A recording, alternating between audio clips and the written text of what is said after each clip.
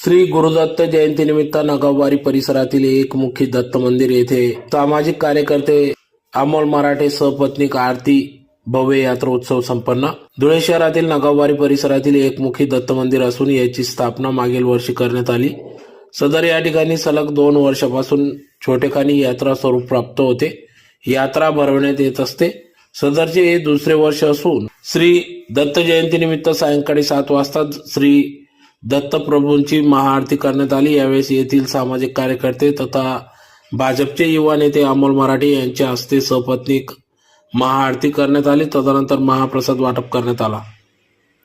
गेल्या अनेक वर्षापासून या ठिकाणी परिसरात सामाजिक कार्यकर्ते अमोल मराठे स्थानिक नागरिकांच्या अडीअडचणी सोडवित असतात। रस्ते, पथदिवे, गटारी, पिण्याच्या पाण्याचा प्रश्न यासह अनेक अडचणी ते सोडवित असतात। सदरच्या अडीअडचणी सोडवण्यासाठी ते अग्रेसर असतात, प्रयत्नशील असतात।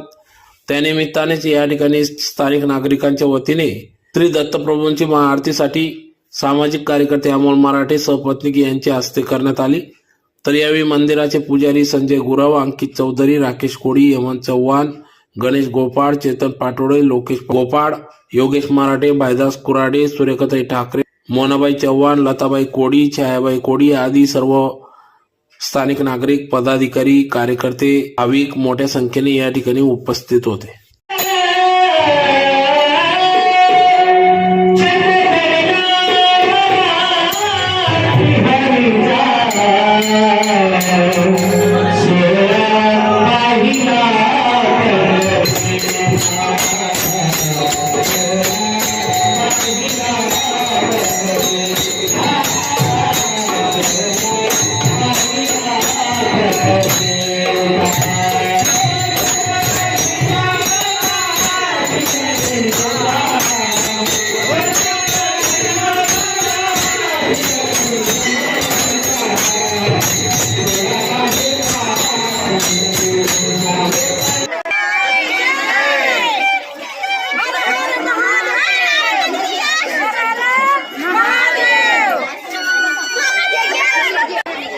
आज आमच्या नगाववाडी परिसरात यात्रा उत्सवाचा दुसरा वर्ष आहे।